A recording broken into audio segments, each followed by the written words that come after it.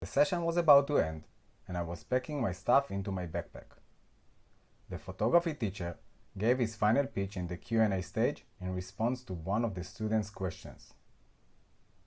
Remember, you've got to trust the intelligence of your viewers. He finalized his answer in the session with this thought-provoking take-home. When the last students left the class, I approached him and asked, "What do you mean by trusting your viewers?" He took my camera and said, "Pick an image." I did. Photography is a language, an artistic one. When you take photos, you communicate with your viewers.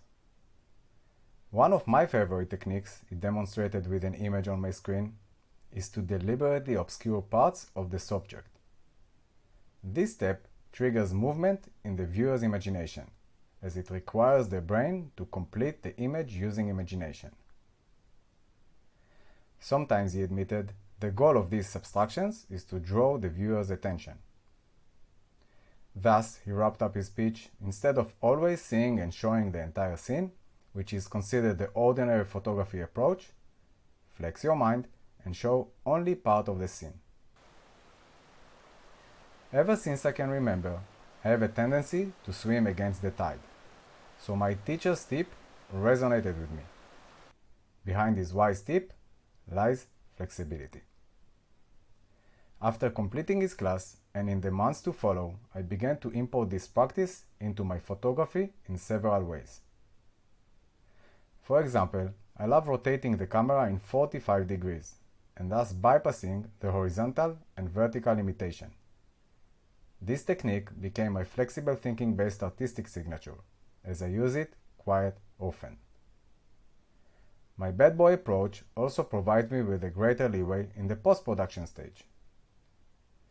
Sometimes one raw picture frame hosts several images, like a babushka doll. So when I download the raw image into my digital darkroom, I often unravel hidden frames that want to be seen.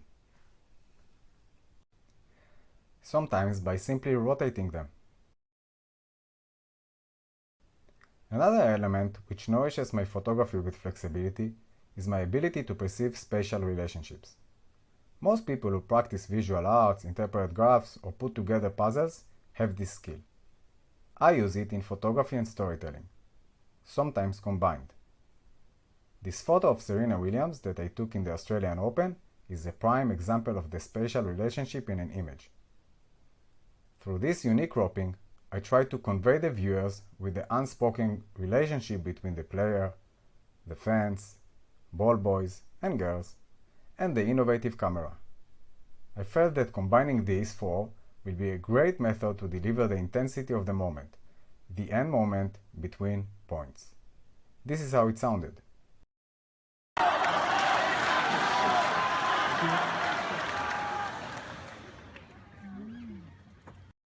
Creativity often awakens under mashup conditions. In the right climate, a creative breakthrough usually happens by itself, like a magic. While editing this photo and having this sound in the background, I realized I can tell stories via photos. This is one way through which I communicate with my viewers. Your take-home from this story is that flexibility enables us to assign more roles for existing resources or products. As demonstrated in my story, I assigned an extra role in my photograph in order to teach you the flexible principle.